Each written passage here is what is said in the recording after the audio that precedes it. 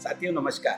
Unique education system में आप सभी का स्वागत है। साथियों आप जानती है कि हर सोमवार को हरित संजीवनी आपके सामने पेश करते हैं अलग अलग तरह के नॉलेज पूर्ण एपिसोड। तो इस बार हम लोग बहुत ही महत्वपूर्ण सब्जेक्ट पर चर्चा करने वाले हैं, जिसकी वजह से आज पूरा भारत देश ने पूरा विश्व परेशान है, और वो है हमारी सॉइल। सॉइल हेल्थ का मतलब क्या होता है, सॉइल की हेल्थ कैसे सुधारी जाए। और आज सभी किसानों के सामने जो सबसे बड़ी समस्या है वो है हमारी सॉइल बंजर होती जा रही है, सॉइल की उपजाऊ क्षमता कम हो रही है, उत्पादन घट रहा है, प्रोडक्शन कॉस्ट बढ़ रही है, हर साल हमें लगने वाले खादों का प्रमाण बढ़ रहा है। तो इसका मुख्य कारण क्या है? तो इसके लिए आज हमने आपके सामने पहल करने के लिए और एक बहुत बढ़िया जानकारी देने के लिए ऐसे शख्सियत को आमंत्रित किया है जो अपने आप में एक बहुत ही महत्वपूर्ण जानकारी रखते हैं, जिनका नाम है डॉक्टर ओम प्रकाश हीरे जी, जिन्होंने एमएससी एग्रीकल्चर किया हुआ है और 2016 को उन्होंने सॉइल साइंस में पीएचडी की है। उन्होंने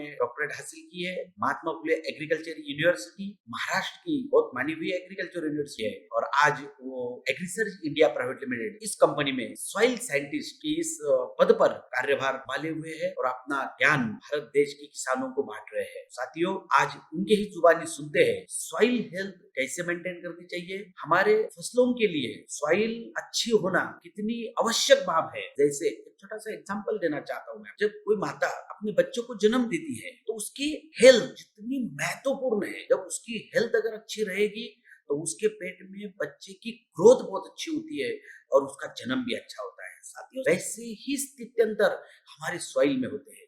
सॉइल की उपजाऊ क्षमता अगर अच्छी रहेगी, सॉइल की हेल्थ अगर अच्छी रहेगी, तो ही सॉइल में उसी जमीन में जो हम फसल लगाते हैं, जो बीज लगाते हैं, उसकी भी ग्रोथ अच्छी होगी। ग्रोथ अच्छी होने के साथ साथ फसल की उत्पादन क्षमता बढ़ेगी। सिर्फ उत्पादन क्षमता ही नहीं साथियों, फसल की क्वालिटी भी बढ़ेगी। इन सारी चीजों के लिए मैं डॉक्टर साहब को आमंत्रित करता हूँ, मिस्टर डॉक्टर ओम प्रकाश हीरे सर। आप हमारे हरित संजीवनी जो बिजनेस पार्टनर है, टीम के लोग हैं, आरसीएम सिस्टम में इतने मेहनत से ये लोग पूरे भारत देश में घूम घूम के, हर राज्यों में घूम घूम के काम करते हैं, तो इनको आपका बहुमूल्य मार्गदर्शन मिले। डॉक्टर ओम प्रकाश हीरे जी नमस्ते। हमारा जो आज का सब्जेक्ट है वो है सॉइल हेल्थ और फ्यूचर एग्रीकल्चर सस्टेनेबल डेवलपमेंट। मित्रों हो, सॉइल हेल्थ का मीनिंग हमको समझ लेना चाहिए। Soil health means the quality and capacity of soil to function as a vital living ecosystem. मतलब हमारे सॉइल में जो इकोसिस्टम है वो इकोसिस्टम को अच्छी तरह डेवलप करके ग्रो करना, इसको हम बोलते हैं सॉइल हेल्थ मैनेजमेंट और सॉइल हेल्थ। ये सॉइल हेल्थ हम जब स्टडी करते हैं तो सबसे पहले किसान भाइयों ने समझ लेना चाहिए कि सॉइल हेल्थ की कैरेक्टरिस्टिक्स कौन सी होती है, सॉइल हेल्थ के गुणधर्म कौन से होते हैं। तो गुणधर्म में हम जब जाते हैं तो सॉइल हेल्थ में उसकी हेल्थ अच्छी है या बुरी है, इसके डिसाइडेशन जो होता है वो मेजरली थ्री फैक्टर के हिसाब से होता है। उसमें पहला आता है फिजिकल प्रॉपर्टी, इसको हम बोलते हैं भौतिक गुणधर्म। दूसरा आता है केमिकल प्रॉपर्टी, उसको हम बोलते हैं रासायनिक गुणधर्म। और तीसरा आता है बायोलॉजिकल प्रॉपर्टी, उसको हम बोलते हैं जैविक गुणधर्म। ये तीनों प्रॉपर्टी को मिक्स करके जो किसान और जो फार्मर अच्छी तरह सस्टेनेबल ग्रोथ करता है हमारी जमीन का, वो किसान कम इनपुट में अच्छा यील्ड ले सकता है। और अच्छा यील्ड लेता है, उसके साथ साथ हमारे सॉइल की फर्टिलिटी भी सस्टेन करता है, एनवायरमेंटल इकोसिस्टम भी बैलेंस करता है। ये सबसे इंपॉर्टेंट है। सिर्फ हमको यील्ड बढ़ाना नहीं है, हमको सॉइल का हेल्थ भी बचाना है, उसको बढ़ाना है, और साथ ही साथ एनवायरमेंटल इकोसिस्टम भी बैलेंस रखना है। ये सबसे इंपॉर्टेंट टॉपिक आज हम इधर डिस्कस करने वाले हैं। इसलिए हमको इस सॉइल का फिजिकल, केमिकल और बायोलॉजिकल, मतलब हम उसे भौतिक, जैविक और रासायनिक गुणधर्म हमको समझ लेने चाहिए। एक एक प्रॉपर्टी हम देख लेंगे।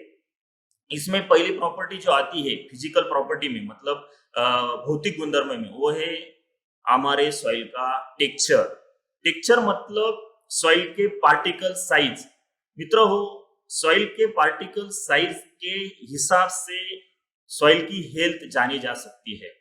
मतलब सॉइल पार्टिकल 2 mm से 0.05 mm तक सॉइल में पार्टिकल साइज रही तो उसे हम सैंड सॉइल बोलते हैं।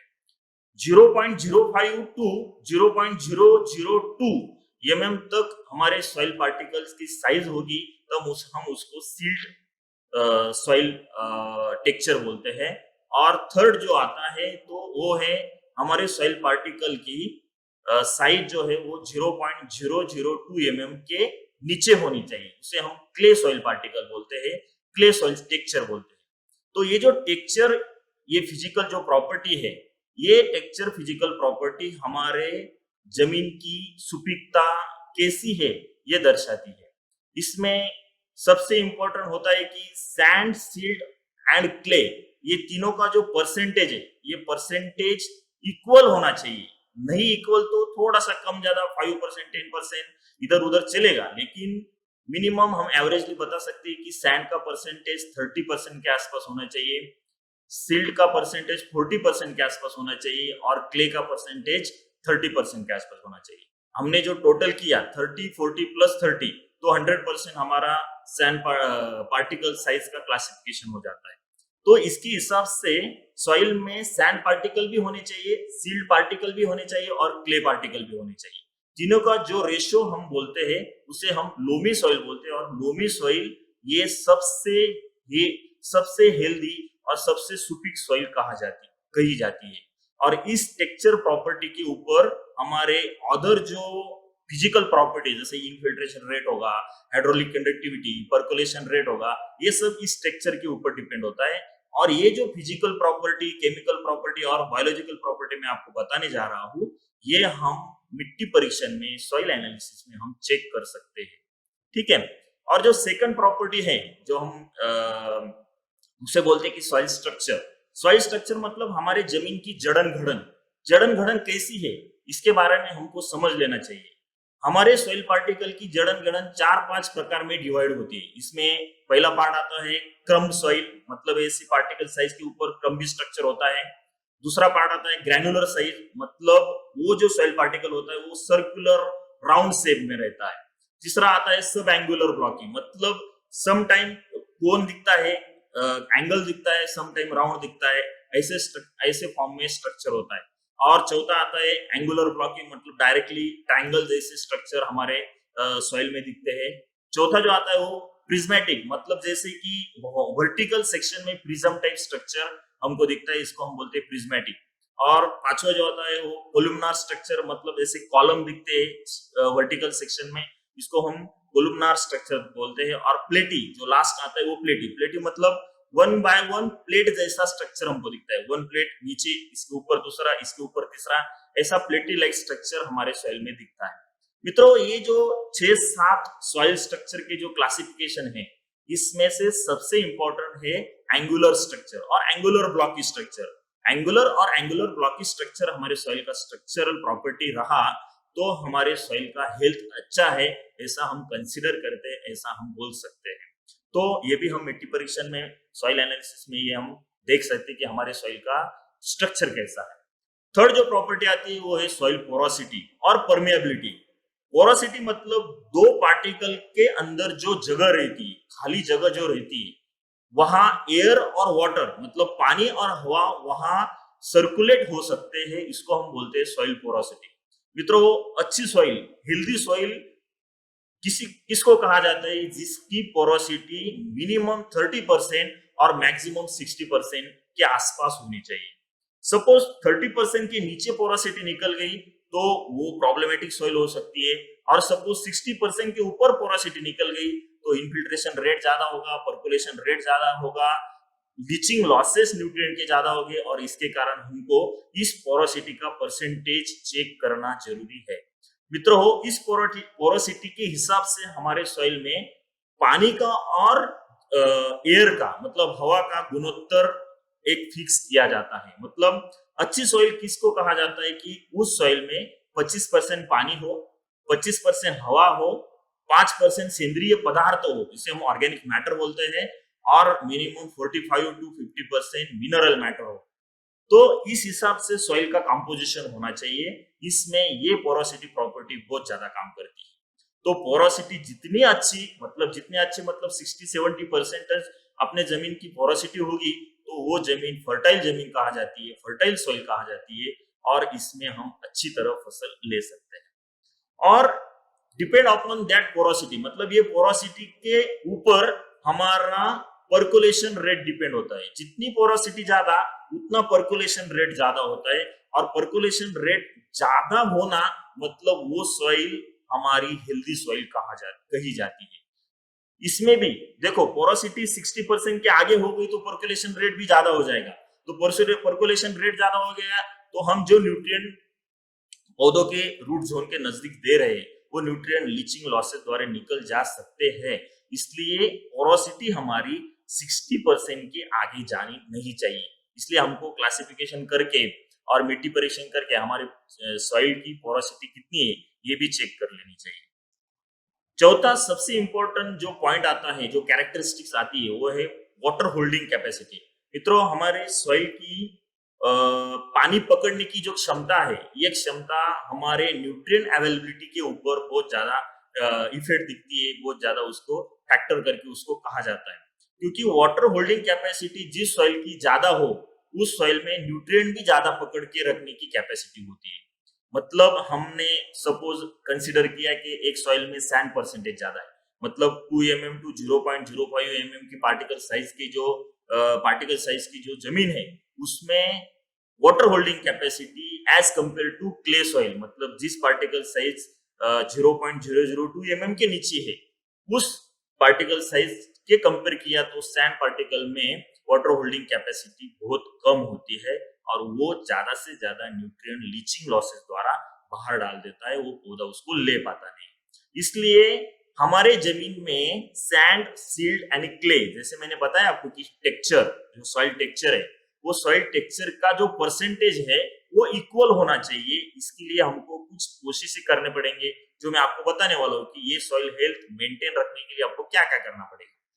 तो वाटर होल्डिंग कैपेसिटी जिस सॉइल में क्ले परसेंटेज ज्यादा हो उस सॉइल की वाटर होल्डिंग कैपेसिटी ज्यादा होती है।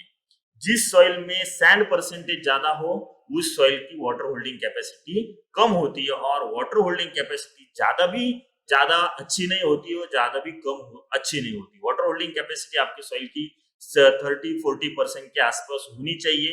ज्यादा वाटर होल्डिंग कैपेसिटी हमारे सॉइल की रही तो जमीन में एरेशन डेवलप नहीं हो पाता है, और एरेशन डेवलप न होने के कारण न्यूट्रिएंट अवेलेबिलिटी का बहुत बड़ा प्रॉब्लम हो पाता है। क्योंकि सॉइल में जो माइक्रोफ्लोरा और माइक्रोफाउना है, मतलब सूक्ष्म जीव सृष्टि है, वो सूक्ष्म जीव सृष्टि को एक्टिव रहने के लिए ऑक्सीजन की जरूरत होती है, और ऑक्सीजन जहां ज्यादा होता है वहां पानी कम होता है। देखो, पानी और हवा दोनों का दोनों का रिलेशन बहुत इंपॉर्टेंट है, क्योंकि पानी कम हो गया तो हवा बढ़ जाएगी, वो जो पोर स्पेस है वहां हवा आएगी, और सपोज हवा ज्यादा होगी तो पानी कम हो जाएगा। मतलब जो पोर स्पेस है उसमें पानी और हवा, इसका जो गुणोत्तर है वो मिनिमम सेम टू सेम होना जरूरी है। उसी टाइम हमारे जमीन की वाटर होल्डिंग कैपेसिटी भी अच्छी होती है और हम अच्छी तरह हो इस जमीन में फसल ले सकते हैं। चौथा जो नेक्स्ट जो सॉइल प्रॉपर्टी है, फिजिकल सॉइल प्रॉपर्टी, वो है हमारी पार्टिकल डेंसिटी।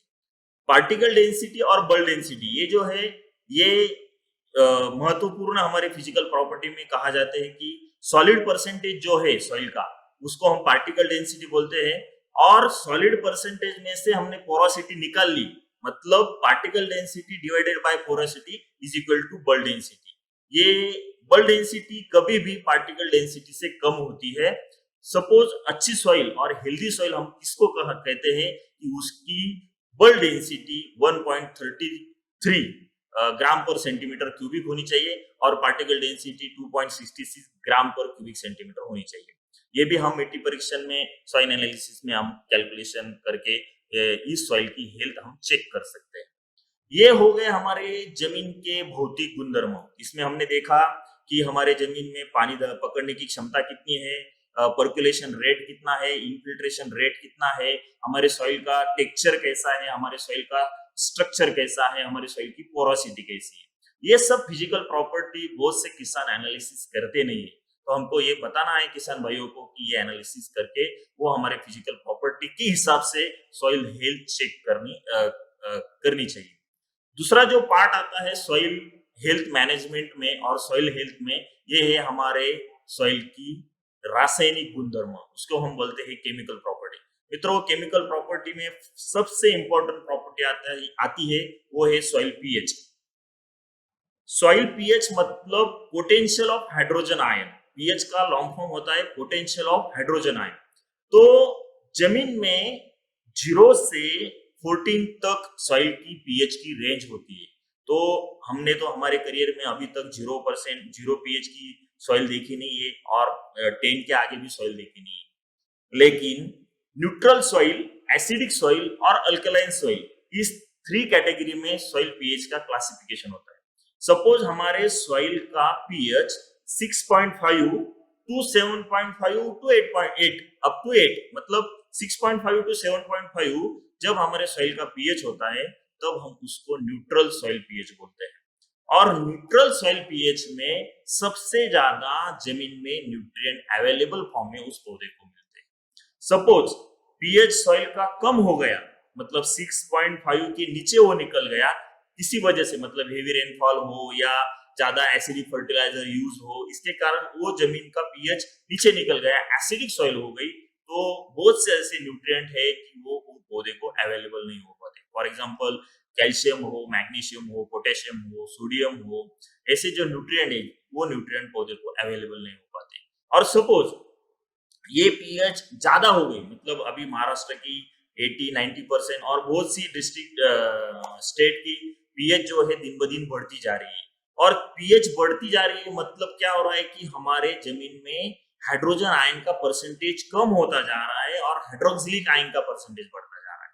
इसके कारण क्या हो रहा है कि जमीन में न्यूट्रिएंट अवेलेबिलिटी कम होती जा रही है, मतलब पीएच बढ़ गया तो कुछ ऐसे फॉर्म होते हैं उस फॉर्म का ऑक्सीडेशन हो जाता है और अवेलेबल फॉर्म में जो न्यूट्रिएंट रहते हैं वो इनअवेलेबल फॉर्म में निकल जाते हैं। इसलिए जमीन का पीएच दिन ब दिन जो बढ़ता जा रहा है वो कैसे कम करेंगे, इसके लिए हम क्या क्या प्रैक्टिस करेंगे ये हम आगे देखने वाले हैं। लेकिन सिर्फ आपको ये प्रॉपर्टी समझ लेनी चाहिए कि पीएच का हमारे क्रॉप और सॉइल हेल्थ के लिए कितना महत्व है। इसलिए ये मैंने आपको बताया कि 8 पीएच के आगे हमारे सॉइल का पीएच निकल गया तो हम प्रॉब्लमेटिक सॉइल, हम उसको प्रॉब्लमेटिक सॉइल कहेंगे। और प्रॉब्लमेटिक सॉइल के बारे में उसको मैनेज करना, इनपुट जो है वो इनपुट कॉस्ट बढ़ जाना, ये सब प्रॉब्लम हमको फेस करने पड़ते हैं। इसलिए soil pH is very important property for soil health management. दूसरा जो कैरेक्टरिस्टिक्स आता है, प्रॉपर्टी आती है, वो है सॉइल ईसी। ईसी मतलब इलेक्ट्रिकल कंडक्टिविटी।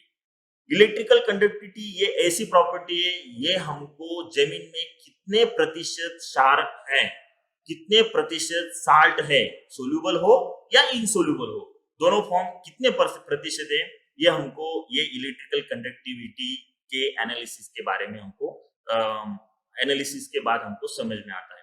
मतलब हमारे जमीन का ईसी मिनिमम 1 डेसिसिमल पर मीटर के नीचे ही होना चाहिए। सपोज 1 डेसिसिमल पर मीटर के ऊपर हमारा ईसी निकल गया तो हमको कुछ लिमिटेशन आ जाता है क्रॉप सिलेक्शन में। मतलब हम क्या करते हैं कि सपोज हमारे जमीन का ईसी 2 के आसपास निकल गया तो हमको जो चाहिए वो पौधा, वो फसल हम ले नहीं पाते। वो सिलेक्शन हमको उस ईसी के हिसाब से करना पड़ता है। और दूसरा और मेजर प्रॉब्लम आ जाता है, सपोज हमारे पौधों के रूट जोन के नजदीक ईसी का परसेंटेज बढ़ गया, मतलब सोल्यूबल साल्ट और इनसोल्यूबल साल्ट का परसेंटेज बढ़ गया, तो सॉइल में या पौधे में एक प्रेशर रहता है, इसको हम बोलते हैं ऑस्मोटिक प्रेशर। तो ऑस्मोटिक प्रेशर जब ज्यादा सॉइल में बढ़ जाता है तो न्यूट्रिएंट जो पौधा लेता है, वो न्यूट्रिएंट पौधा जब लेता है तो उसको बहुत ज्यादा तकलीफ होती है, वो पौधा उन न्यूट्रिएंट को अपटेक कर नहीं पाता है। क्योंकि ऑस्मोटिक प्रेशर मतलब क्या, lower concentration to the higher concentration supply of nutrient. जब हमारा कॉन्सेंट्रेशन नजदीक रूट के नजदीक ज्यादा हो गया तो ऑटोमेटिकली पौधे में जो ऑस्मोटिक प्रेशर होता है वो लो हो जाता है और हमारे रूट जोन के नजदीक जो ऑस्मोटिक प्रेशर होता है वो हाई हो जाता है। और लो ऑस्मोटिक प्रेशर में से हाई ऑस्मोटिक प्रेशर के तरफ न्यूट्रिएंट का मूवमेंट हो जाता है, मोबिलिटी हो जाती है, उसके कारण हमारे पौधे के ऊपर अबायोटिक ट्रेस आ जाता है। इसलिए ये इसी जो प्रॉपर्टी है, ये प्रॉपर्टी हमको समझ लेनी चाहिए इसी ये मिनिमम 1 डेसिमल पर मीटर के नीचे ही होनी चाहिए। उससे जमीन का ऑस्मोटिक प्रेशर कम होता है और प्लांट का ऑस्मोटिक प्रेशर ज्यादा होता है, और जो रूट जोन के नजदीक जो न्यूट्रिएंट पड़े रहते हैं, अवेलेबल फॉर्म में होते हैं, वो पौधा उसको इजीली अपटेक कर पाता है और वो सर्वाइव कर पाता है। ये हमारे लिए बहुत ही इंपॉर्टेंट प्रॉपर्टी है। नेक्स्ट जो प्रॉपर्टी है ऑर्गेनिक कार्बन, जिसके बारे में आपको मालूम होगा कि ऑर्गेनिक कार्बन ये हमारे सॉइल का हर्ट है। मैं क्या बोल रहा हूँ आप सुन लो कि ऑर्गेनिक कार्बन हमारे सॉइल का हर्ट है। मतलब ऑर्गेनिक कार्बन जिस सॉइल का अच्छा हो, उस सॉइल में हमने जो भी न्यूट्रिएंट दिया वो न्यूट्रिएंट इजीली उस पौधे को अवेलेबल हो जाता है। मित्रों, हमने जो न्यूट्रिएंट जमीन में दिया वो कभी भी अवेलेबल फॉर्म में रहता नहीं है, उसको अवेलेबल फॉर्म में होना पड़ता है with the help of micro organism and organic carbon. ये ऑर्गेनिक कार्बन अच्छा होगा तो जमीन में जो माइक्रो ऑर्गेनिज्म से सूक्ष्म जीव है, वो सूक्ष्म जीव एक्टिव हो गए। ऑटोमेटिकली सूक्ष्म जीव एक्टिव होने के बाद उस ऑर्गेनिक मैटर में से, पौधे में से या उस सूक्ष्म जीव के बॉडी में से कुछ ऑर्गेनिक एसिड सीक्रेट होते हैं। वो ऑर्गेनिक एसिड जमीन में वो न्यूट्रिएंट सोलुबलाइज करने का काम करते हैं, और वो न्यूट्रिएंट सोलुबलाइज हो गया तो ऑटोमेटिकली वो पौधा उसको अपटेक कर लेता है, उसको उठा लेता है। इसलिए जमीन का ऑर्गेनिक कार्बन मिनिमम 0.8 टू 0.9 के नीचे होना नहीं चाहिए। 0.8 0.9 के ऊपर ही होना चाहिए, 1% के ऊपर ही होना चाहिए। उसको हम बोलते हैं अच्छी सॉइल, फर्टाइल सॉइल। जब हमारे सॉइल में ऑर्गेनिक कार्बन 0.4 0.4 0.5 0.6 के आसपास रहा, तो हमने कितने भी न्यूट्रिएंट मैनेजमेंट किया, कितना भी रासायनिक डोज डाला, कुछ ऑर्गेनिक डोज डाला, तो वो पौधा वो न्यूट्रिएंट उठा नहीं पाता है। मित्रों, आजकल की जो खेती है इसमें इनपुट कॉस्ट ज्यादा हो रही है, और जो प्रोडक्शन है और प्रोडक्टिविटी है वो दिन ब दिन कम होती जा रही है। इसका मेजर कारण है हमारे जमीन का ऑर्गेनिक कार्बन। इसके बारे में क्यों आपको मैं बार बार बताना चाहता हूँ, क्योंकि ये सबसे इंपॉर्टेंट प्रॉपर्टी है सॉइल की कि ऑर्गेनिक कार्बन हमको कैसे बढ़ाना है। ऑर्गेनिक कार्बन अच्छा होगा तो न्यूट्रिएंट अवेलेबिलिटी कैसे बढ़ेगी, माइक्रोबियल एक्टिविटी जमीन की कैसे बढ़ेगी, और ऑर्गेनिक कार्बन अच्छा होगा तो जमीन की जो भौतिक गुणधर्म है उसमें भी सुधार आता है। ऑटोमेटिकली सॉइल हेल्थ जो है, जिसके बारे में हम बातचीत कर रहे हैं, वो भी अच्छी होने के लिए वो ऑर्गेनिक कार्बन सपोर्ट करता है। नेक्स्ट जो प्रॉपर्टी है सॉइल कैल्शियम कार्बोनेट परसेंटेज, उसको हम चुना बोलते हैं। जो जमीन में परसेंटेज कैल्शियम कार्बोनेट का बढ़ गया तो ऑटोमेटिकली जमीन में जो न्यूट्रिएंट होते हैं वो न्यूट्रिएंट वो पौधा ले पाता नहीं, क्योंकि कैल्शियम कार्बोनेट का परसेंट में जमीन में परसेंटेज बढ़ जाना मतलब लाइम का परसेंटेज जमीन में बढ़ जाना। और ये कैल्शियम ऐसा न्यूट्रिएंट है, ये न्यूट्रिएंट बहुत से जमीन में दूसरे न्यूट्रिएंट को दबा देता है, एंटागोनिस्टिक इफेक्ट दिखाता है।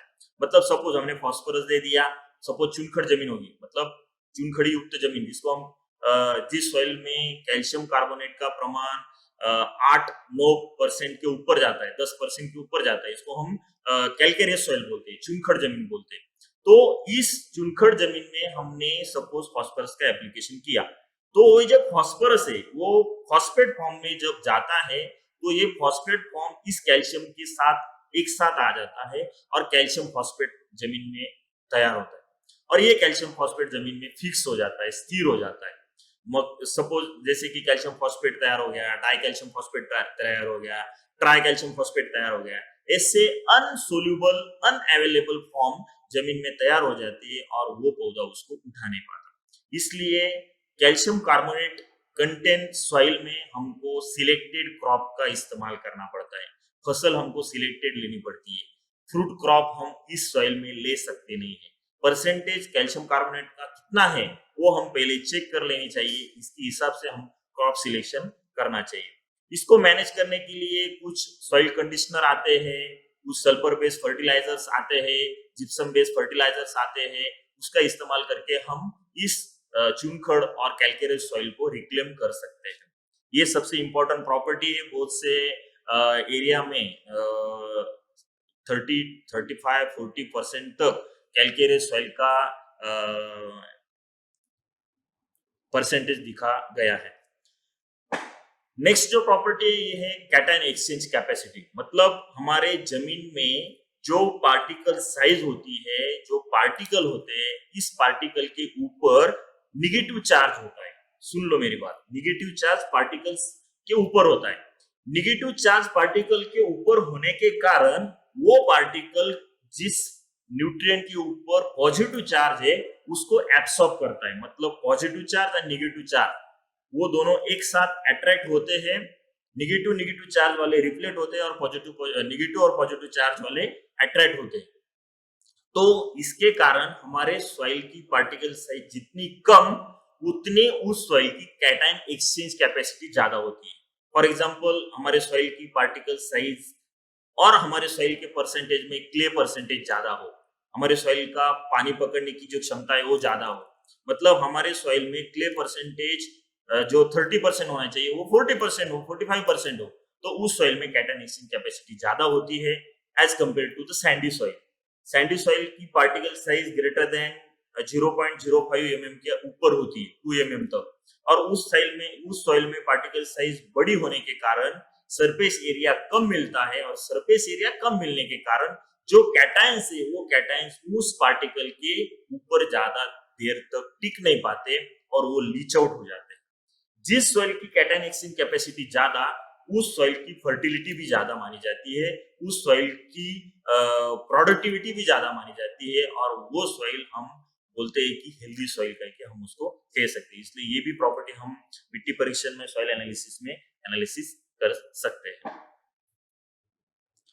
ये हो गए हमारे सॉइल की कुछ केमिकल प्रॉपर्टी, जिसमें हमने देखा soil pH, soil electrical conductivity, soil organic carbon, soil calcium carbonate, cation exchange capacity और सम न्यूट्रिएंट, जिसमें हम मैक्रोन्यूट्रिएंट, माइक्रोन्यूट्रिएंट, इस दो क्लासिफिकेशन में न्यूट्रिएंट को क्लासिफाई करेंगे। तो ये न्यूट्रिएंट भी हम सॉइल एनालिसिस में एनालिसिस कर सकते हैं। मित्रों हो, सॉइल हेल्थ मैनेजमेंट में न्यूट्रिएंट की अवेलेबिलिटी जमीन में कैसी है, कितनी है, वो हमको चेक करना जरूरी है। वो चेक हम जब करेंगे उसके हिसाब से हमको फर्टिलाइजर मैनेजमेंट करना जरूरी है। तो ये केमिकल प्रॉपर्टी में न्यूट्रिएंट भी आ जाते हैं। उसमें कुछ न्यूट्रिएंट हमको एयर और वाटर से मिलते हैं, बाहर से मिलते हैं, कुछ न्यूट्रिएंट हमको अप्लाई करने पड़ते हैं, जैसे कि नत्र हो, स्फुरद हो, पालाश हो। सेकेंडरी न्यूट्रिएंट में कैल्शियम हो, मैग्नीशियम हो, सल्फर हो, और माइक्रो न्यूट्रिएंट में फेरस हो, मैग्नीज हो, जिंक हो, कॉपर हो, बोरॉन हो, मोलिब्डेनम हो, सिलिकॉन हो, निकेल हो। ये सब 16 से 17 तत्वों की जरूरत हमारे फसल को, हमारे पौधे को होती है। सपोज इस 17 तत्वों में से एक तत्व भी कम पड़ गया उस फसल को, उस पौधे को, तो उसका बुरा असर उसके मेटाबॉलिक एक्टिविटी के ऊपर होता है, उसकी चयापचय क्रिया के ऊपर उसका बड़ा असर होता है, और ऑटोमेटिकली हमारे पौधे का यील्ड हो या प्रोडक्टिविटी हो ऑटोमेटिकली कम हो जाती है। इसलिए हमको बैलेंस न्यूट्रिशन, ये जो कंसेप्ट है, ये कंसेप्ट हमको ध्यान में रखना है। अभी ये सॉइल हेल्थ मैनेजमेंट का जो सब्जेक्ट है, इसमें हम न्यूट्रिएंट मैनेजमेंट में ज्यादा बातचीत नहीं करेंगे, लेकिन ये जो सॉइल न्यूट्रिएंट्स है, ये सॉइल न्यूट्रिएंट भी हम एनालिसिस करके उसके बारे में डिसाइड करेंगे कि कौन सा न्यूट्रिएंट जमीन में ज्यादा डालना चाहिए, कौन सा न्यूट्रिएंट कम डालना चाहिए, कौन से सॉइल में कौन सा न्यूट्रिएंट डालना चाहिए। सॉइल के हिसाब से फर्टिलाइजर मैनेजमेंट करनी चाहिए। चौथी जो प्रॉपर्टी आती है वो थर्ड जो प्रॉपर्टी आती है वो है बायोलॉजिकल प्रॉपर्टी, उसे हम बोलते हैं जैविक गुणधर्म। मित्र हो, फिजिकल प्रॉपर्टी और केमिकल प्रॉपर्टी, ये दो प्रॉपर्टी डिपेंड होती है बायोलॉजिकल प्रॉपर्टी के ऊपर, क्योंकि हमारे जमीन की जैविक गुणधर्म अच्छे हो तभी हमारे जमीन की रासायनिक गुणधर्म और भौतिक गुणधर्म अच्छे हो सकते हैं। इसलिए हमको हमारी जमीन का ऑर्गेनिक कार्बन बढ़ाना है, हमारे जमीन में माइक्रोबियल एक्टिविटी बढ़ाना है, उसको हम बोलते हैं माइक्रोफ्लोरा एंड माइक्रोफाउना। माइक्रोफ्लोरा में हम बैक्टीरिया काउंट चेक कर सकते हैं, फंगस काउंट चेक कर सकते हैं, एक्टिनोमाइसिटीज काउंट हम चेक कर सकते हैं। फाउना में हम प्रोटोजोआ, निमेटोड जैसे जो सूक्ष्म जीव है उसको हम काउंट करके एनालिसिस कर सकते हैं, और उसमें उस सॉइल में उसका परसेंटेज कितना है वो भी हम एनालिसिस कर सकते हैं। और इसके हिसाब से सपोज ऑर्गेनिक कार्बन कम होगा, ऑर्गेनिक मैटर कम होगा, बैक्टीरिया, फंगा, एक्टिनोमाइसिटीज काउंट कम होगा, तो उसको बढ़ाने के लिए हम कोशिश कर सकते हैं, प्रयत्न कर सकते हैं। और ये जब बढ़ेंगे, जब उसकी एक्टिविटी बढ़ेंगी, तब हमारे सॉइल की हेल्थ अच्छी होगी और वो सस्टेनेबली हमको आगे प्रोडक्शन और प्रोडक्टिविटी देती जाएगी। ये सबसे इम्पोर्टेंट और थर्ड प्रॉपर्टी हमने बताई। इसमें हमने देखा कि फिजिकल प्रॉपर्टी, केमिकल प्रॉपर्टी और बायोलॉजिकल प्रॉपर्टी। अभी हमारे सॉइल का जो हेल्थ है वो क्यों डिक्रीज हो रहा है, क्यों कम होता जा रहा है, इसके पीछे कोई रीजन है, कोई ऐसे कोई पॉइंट है कि इसके कारण हमारे सॉइल का हेल्थ दिन ब दिन कम होता जा रहा है। इसमें फर्स्ट सबसे इंपॉर्टेंट आता है वाटर मैनेजमेंट। जो फार्मर वाटर मैनेजमेंट के ऊपर सबसे ज्यादा ध्यान देता है वो फार्मर हमारे सॉइल हेल्थ का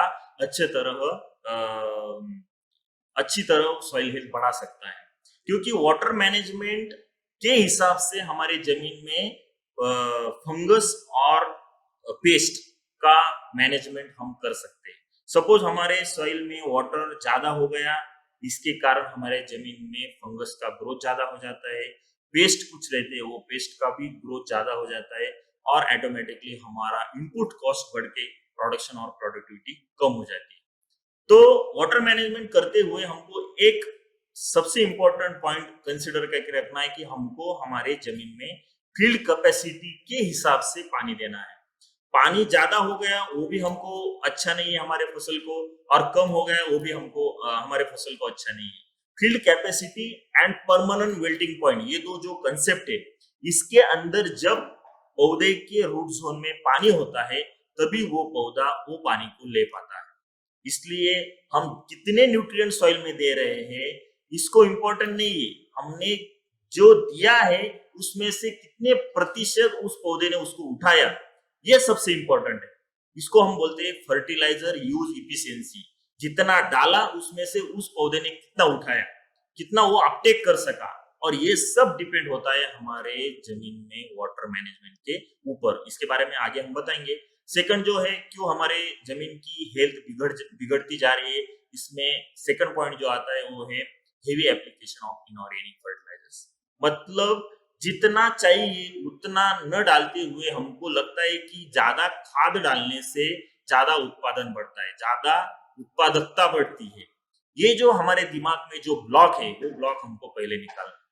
मित्र हो, ज्यादा फर्टिलाइजर एप्लीकेशन आप करोगे तो ऑटोमेटिकली जितना पौधे को चाहिए वो पौधा लेगा, बाकी का जमीन में वैसे ही गिरा रहेगा और वो जमीन की हेल्थ, जमीन की केमिकल प्रॉपर्टी को पूरा डिस्टर्ब कर देगा और ऑटोमेटिकली हमारे सॉइल की हेल्थ बिगड़ सकती है।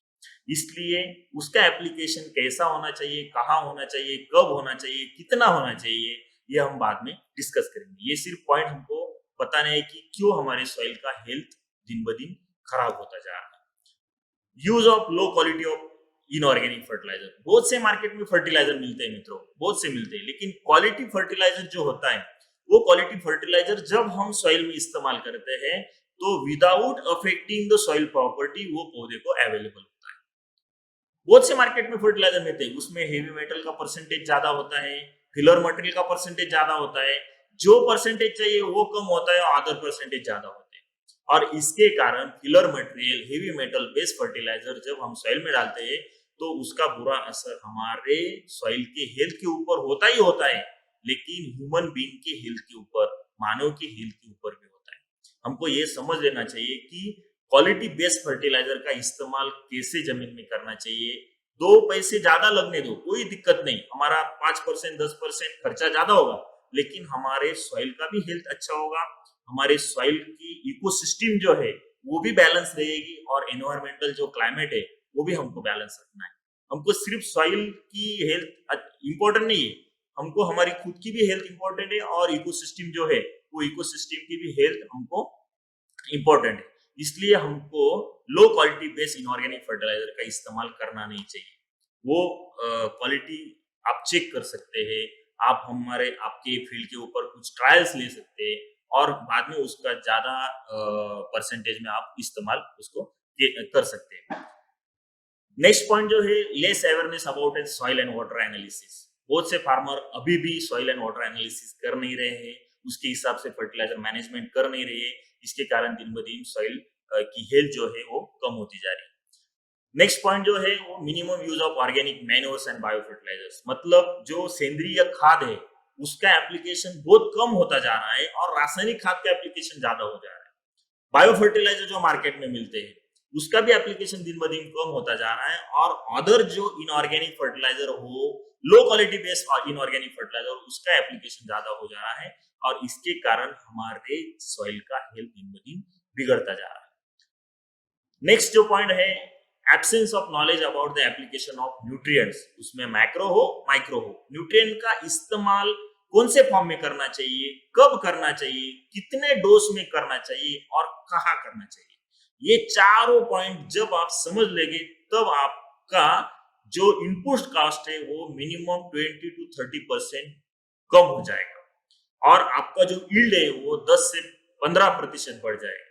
ये सिर्फ आपने 4-5 पॉइंट कंसिडर किए एप्लीकेशन के बारे में, फर्टिलाइजर एप्लीकेशन बारे में। इसलिए हम आपको ये कहना चाहते हैं कि फर्टिलाइजर एप्लीकेशन के बारे में आप ज्यादा नॉलेज लो, ज्यादा आपका जो नॉलेज है वो बढ़ा हो, ऑटोमेटिकली उसका फायदा आपको जरूर सॉइल हेल्थ में भी होगा और फर्टिलिटी डेवलप करके आपकी उत्पादक क्षमता बढ़ाने के लिए भी होगा। नेक्स्ट जो है सॉइल रेस्ट पीरियड मैनेजमेंट। मित्रों, हम क्या करते हैं, एक क्रॉप हार्वेस्ट हो गया, नेक्स्ट क्रॉप तुरंत लगा देते हैं, दूसरा क्रॉप हार्वेस्ट हो गया, तीसरा क्रॉप तुरंत लगा देते हैं। मतलब हमारे सॉइल को रेस्ट पीरियड ही मिलता नहीं है। हम उस सॉइल के रेस्ट पीरियड मैनेजमेंट का कोई ही सोच दिमाग में रखते नहीं है। आपको लगता है कि जो हमने दिया वो फसल वो लेगा और हमको यील्ड देगा, ऐसा नहीं। हमारे सॉइल को कुछ रेस्ट होनी चाहिए, उसको फ्लोइंग करके सनलाइट के कांटेक्ट में आना चाहिए, नेचुरली स्टेरिलाइजेशन उसकी होनी चाहिए। इसके कारण हमारे सॉइल का हेल्थ अच्छा हो सकता है। तो ये लेस रेस्ट पीरियड जब होगा, लेस पीरियड होगा जब रेस्ट का, ऑटोमेटिकली हमारे सॉइल का हेल्थ बिगड़ता जाएगा। हेवी मशीनरीज का यूज, अभी देखो 10, 15, 20 साल पहले हर किसान के पास बैल, गाय, भैंस ऐसे प्राणी रहते थे और इसका इस्तेमाल वो फार्म में करता था। अभी वो कम हो गए और मैकेनिक जो है, मतलब मशीनरी जो है, वो मशीनरी ज्यादा बढ़ गई, और इसके कारण, मशीनरीज के कारण हमारे सॉइल का जो कॉम्पैक्टनेस है, पोरोसिटी कम हो जाना और कॉम्पैक्टनेस बढ़ जाना, ये दिन ब दिन बढ़ता जा रहा है, और इसके कारण हमारा सॉइल का हेल्थ दिन ब दिन खराब होता जा रहा है। हम जो पॉइंट आपको बता रहे हैं वो सॉइल का हेल्थ क्यों खराब हो रहा है, इसके बारे में हम आपको कुछ पॉइंट इनलिस्ट कर रहे हैं। नेक्स्ट जो है वो है farmer not apply fertiliser on the basis of soil type. ये सबसे इंपॉर्टेंट, मतलब हमारे पास जो जमीन है उसकी क्वालिटी कैसी है, वो कौन सी टाइप की जमीन है, मतलब अल्कलाइन सॉइल है, न्यूट्रल सॉइल है, एसिडिक है या कैल्केरियस है, क्या उसमें साल्ट ज्यादा है, इसके हिसाब से हमको फर्टिलाइजर सिलेक्शन करना चाहिए। सपोज हमारा सॉइल में चुनखड़ का प्रमाण ज्यादा हो गया, मतलब कैल्शियम कार्बोनेट का प्रमाण ज्यादा हो गया, और हमने उस सॉइल में जिप्सम डाल दिया, मतलब कैल्शियम सल्फेट डाल दिया, तो हमने क्या किया, और कैल्शियम का प्रमाण उसमें बढ़ा दिया। मतलब हमको ये समझ लेना चाहिए कि हमारी सॉइल की टाइप कौन सी है, और इसके हिसाब से हमको फर्टिलाइजर मैनेजमेंट करनी चाहिए। यही गलती हम करते हैं कि विदाउट सॉइल टाइप एनालिसिस और उसकी जानकारी रखते हुए हम न रखते हुए हम फर्टिलाइजर का इस्तेमाल करते हैं, और इससे हमारे सॉइल का हेल्थ बिगड़ जाता है। तो इसको सोल्यूशन क्या है, व्हाट आर द सॉल्यूशंस, मतलब हमने जो अभी इनलिस्ट किया, इसको सोल्यूशन क्या है। ये जो प्रॉब्लम है, तो ये प्रॉब्लम हमारे सॉइल को खराब करते हैं, हमारे सॉइल हेल्थ को बिगाड़ती है। तो ये सॉइल हेल्थ अच्छी होने के लिए और जो है अभी उसको बरकरार रखने के लिए हमको क्या क्या मैनेजमेंट करनी चाहिए, उसमें सबसे इंपॉर्टेंट आता है water management on the basis of field capacity. मतलब हम जो पानी जमीन में देते हैं वो पानी वैसे की वैसे वो पौधा ले पाता नहीं है, उसको एक स्पेसिफिक कंडीशन आनी पड़ती है, उस टाइम वो पौधा उसको ले पाता है, उसे हम बोलते हैं फील्ड कैपेसिटी। उस फील्ड कैपेसिटी के आसपास ही वो पौधा वो पानी को ले पाता है। इसलिए ये फील्ड कैपेसिटी मेंटेन करने के लिए आपको ज्यादा से ज्यादा आपके खेत को इरिगेशन सिस्टम जो है, मतलब ड्रिप इरिगेशन सिस्टम हो, स्प्रिंकलर इरिगेशन सिस्टम हो, और कोई रेन पाइप इरिगेशन सिस्टम हो, इस सिस्टम के ऊपर आपको आना चाहिए। जो फ्लड इरिगेशन सिस्टम है, इस फ्लड इरिगेशन की सिस्टम की वजह से हमारे सॉइल में साल्ट परसेंटेज दिन ब दिन बढ़ता जा रहा है। क्योंकि देखो सॉइल का जो डेप्थ है, उस डेप्थ में जो वाटर टेबल है, मतलब वाटर का जो परसेंटेज है, वो भी दिन ब दिन लोअर डेप्थ के ऊपर जा रहा है, नीचे जा रहा है वाटर परसेंटेज। और जितना वाटर नीचे जाएगा हमारे सॉइल में से, उतना उसमें 60% बढ़ता जाएगा। और जितना 60% बढ़ेगा, वो पानी हमने जब खेत में एज ए इरिगेशन करके यूज किया, तो ऑटोमेटिकली वो वाटर में जो क्षार है, जो साल्ट है, वो साल्ट हमारे जमीन में जाएंगे और ऑटोमेटिकली हमारी जमीन साल्ट बेस हो जाएगी, हमारी जमीन अल्कलाइन हो जाएगी, हमारा जमीन का पीएच बढ़ जाएगा। इसलिए हमको वाटर जो है वो जितना पौधे को जरूरी है उतना ही देना चाहिए। इसलिए हमारे पास बहुत बढ़िया टेक्नोलॉजी है, वो है ड्रिप इरिगेशन है, स्प्रिंकलर इरिगेशन है। जितना आप कन्वर्ट होगे उस ड्रिप और स्प्रिंकलर इरिगेशन में, उतना आपको फायदा जरूर मिलेगा। नेक्स्ट जो सॉल्यूशन है ये है इंटीग्रेटेड न्यूट्रिएंट मैनेजमेंट। मित्रों, ये जो कंसेप्ट है इंटीग्रेटेड न्यूट्रिएंट मैनेजमेंट, मतलब एकात्मिक अन्नद्रव्य व्यवस्थापन। एकात्मिक मतलब क्या? आपको सिर्फ रासायनिक खाद डालना नहीं है, आपको सिर्फ ऑर्गेनिक खाद डालना नहीं है, आपको सिर्फ जैविक खाद डालना नहीं है, आपको तीनों को एक साथ मिला के और तीनों का इस्तेमाल उसके हिसाब से करना है। सपोज आपको लगता है कि हम 100% इनऑर्गेनिक फर्टिलाइजर का इस्तेमाल करके हम फसल लेंगे, हम अच्छा यील्ड लेंगे, तो ये 1 साल 2 साल 3 साल आपको पॉसिबल होगा, जब तक आपके सॉइल में जान है। जब तक आपके सॉइल में जान है तब तक आप ये ले सकते हैं।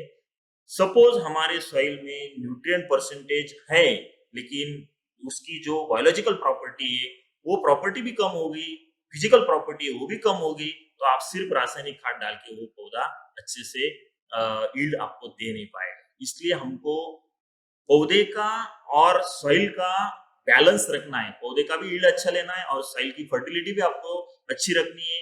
इसके लिए हमको इंटीग्रेटेड अप्रोच रखना है। इसमें इंटीग्रेटेड न्यूट्रिएंट मैनेजमेंट हो, इंटीग्रेटेड पेस्ट मैनेजमेंट हो, डिसीज मैनेजमेंट हो, इंटीग्रेटेड अप्रोच रखना चाहिए। रासायनिक भी यूज करो, जैविक भी यूज करो, और कुछ आपको लगता है कि ऑर्गेनिक बेस है तो उसका भी इस्तेमाल करो। इसमें ऑर्गेनिक में आते हैं हम एफआईएम कंपोस्ट, एफआईएम डाल सकते हैं, जैसे गोबर खाद हम बोलते हैं, कंपोस्ट डाल सकते हैं, पोल्ट्री मैन्योर डाल सकते हैं, ग्रीन मैन्योर। बहुत बढ़िया कंसेप्ट है ग्रीन मैन्योर, आपने किया नहीं होगा तो आप बता सकते हैं कि ग्रीन मैन्योरिंग क्या है। नहीं हर साल तो 2 साल 3 साल में एक बार तो हमारे जमीन में ग्रीन मैन्योरिंग होनी चाहिए। ग्रीन मैन्योरिंग से हमारे सॉइल का बहुत जबरदस्त फिजिकल प्रॉपर्टी में परसेंटेज बढ़ जाता है, माइक्रोबियल एक्टिविटी में परसेंटेज बढ़ जाता है, और ऑटोमेटिकली फिजिकल एक्टिविटी और माइक्रोबियल एक्टिविटी बढ़ गई तो न्यूट्रिएंट अवेलेबिलिटी में उसका बहुत बड़ा असर और अच्छा असर होता है।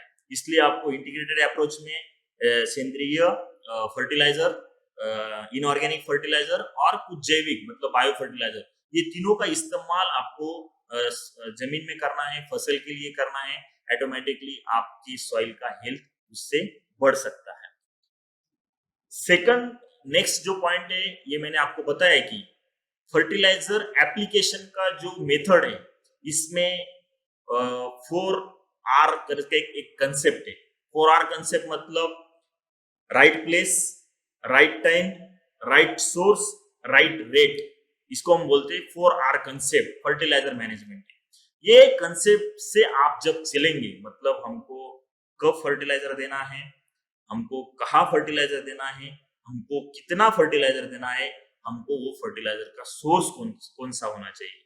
टाइम ऑफ एप्लीकेशन बहुत इंपॉर्टेंट है।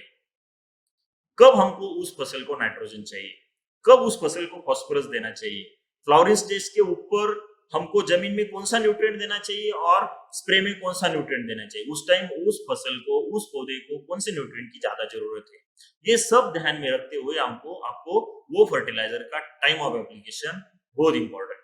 सेकंड जो आता है प्लेस मतलब आपको वो फर्टिलाइजर कहाँ देना है। सपोज हमको नाइट्रोजन देना है, तो नाइट्रोजन वन टाइम देने से आपको वो उसके इफिशिएंसी आपको बढ़ेगी नहीं। इफिशिएंसी आपको बढ़ानी है नाइट्रोजन बेस्ड फर्टिलाइजर की, तो आपको नाइट्रोजन बेस्ड फर्टिलाइजर का स्प्लिट एप्लीकेशन करना पड़ेगा। सपोज आपको फास्फोरस बेस्ड फर्टिलाइजर देना है, तो रूट जोन के नजदीकी आपको फास्फोरस बेस्ड फर्टिलाइजर देने होंगे। क्योंकि फॉस्फोरस बेस्ड फर्टिलाइजर रूट के नजदीक नहीं होगे तो रूट उसको ले पाता नहीं है, जड़ उसको ले पाता नहीं। इसलिए राइट प्लेस ये भी फर्टिलाइजर मैनेजमेंट में और सॉइल हेल्थ मैनेजमेंट में सबसे इंपॉर्टेंट कंसेप्ट है। राइट रेट मतलब जितना पौधे को जरूरी है, जितना पौधे को वो स्पेसिफिक टाइम में वो ले सकता है, उतना ही फर्टिलाइजर उस टाइम में वहां जाना चाहिए। सपोज ज्यादा निकल गया तो ऑटोमेटिकली वो इफेक्ट आपके सॉइल हेल्थ के ऊपर हो जाएगा। और जो सोर्स जिसके बारे में आपको मैंने बताया कि लो क्वालिटी ऑफ फर्टिलाइजर आप इस्तेमाल करेंगे तो ऑटोमेटिकली सॉइल हेल्थ के ऊपर उसका बुरा असर होगा। लो क्वालिटी बेस्ड फर्टिलाइजर का इस्तेमाल करना नहीं चाहिए। तो क्वालिटी बेस्ड फर्टिलाइजर के लिए हमको सोर्स सिलेक्शन मतलब कौन सी कंपनी का हम फर्टिलाइजर इस्तेमाल करते हैं, वो कंपनी का फर्टिलाइजर इस्तेमाल करके हमारे सॉइल के हेल्थ के ऊपर कोई इफेक्ट हो रहा है कि नहीं, वो प्रैक्टिकली आपको चेक करना है। सपोज आप एक ही कंपनी का पिछले 4 साल से कोई फर्टिलाइजर इस्तेमाल करते हैं तो हमारे उस सॉइल का हेल्थ दिन ब दिन बढ़ रहा है या खराब हो रहा है, ये हमको चेक करना है।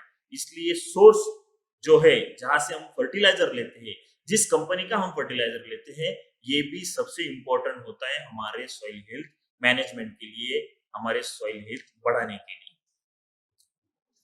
सेकंड जो पॉइंट है वो है use of fertiliser on the basis of soil and water analysis. इसके बारे में मैंने आपको बताया कि सॉइल एंड वाटर एनालिसिस करने के बाद हमारे सॉइल में सपोज नाइट्रोजन ज्यादा है, फॉस्फोरस कम है, पोटैश ज्यादा है, कैल्शियम की मात्रा ज्यादा है, मैग्नीशियम कम है, सल्फर कम है, जिंक कम है, मैग्नीज कम है, फेरस कम है, बोरॉन कम है, तो जो न्यूट्रिएंट कम है उस न्यूट्रिएंट का इस्तेमाल आपको 10% 25% तक आपको रिकमेंडेड डोज के अगेंस्ट ज्यादा देना है। क्योंकि जब आप रिकमेंडेड डोज देंगे तो उससे वो फसल की जो भूख है वो कंप्लीट नहीं हो पाएगी। इसलिए आपको उसका जो डोज है वो डोज 20 to 25% बढ़ा के देना पड़ता है। ये कब हमको समझ में आएगा, जब हम सॉइल एनालिसिस करेंगे। तो सॉइल एनालिसिस में हमको न्यूट्रिएंट कितने हमारे सॉइल में अवेलेबल है, वो न्यूट्रिएंट के हिसाब से हम जब न्यूट्रिएंट मैनेजमेंट और फर्टिलाइजर मैनेजमेंट करोगे तो ऑटोमेटिकली सॉइल हेल्थ भी अच्छी होगी और आपको पौधा जो है वो जो फसल है वो फसल आपको अच्छा यील्ड और अच्छी प्रोडक्टिविटी भी दे पाएगा। इसके बारे में मैंने आपको बताया कि सॉइल रेस्ट पीरियड मैनेजमेंट, जिधर रेस्ट अच्छा होगा ज्यादा होगा उतनी सॉइल हेल्थी होती जाएगी। जहां हम कंटिन्यू क्रॉप लेते जाएंगे वहां उस सॉइल की जो कैपेसिटी है, जो फर्टिलिटी है, वो दिन ब दिन कम होती जाएगी। इसलिए हमको हर साल में नहीं तो कम से कम 2 साल में एक सीजन में उस सॉइल को रेस्ट देनी जरूरी है। उस सॉइल को सनलाइट के कांटेक्ट में आके स्टरीलाइज, नेचुरली स्टरीलाइज हो देना जरूरी है। इसके कारण हमारे सॉइल का जो हेल्थ है, हमारे सॉइल की जो फर्टिलिटी है वो 100% बढ़ने के लिए आपको काम आएगा।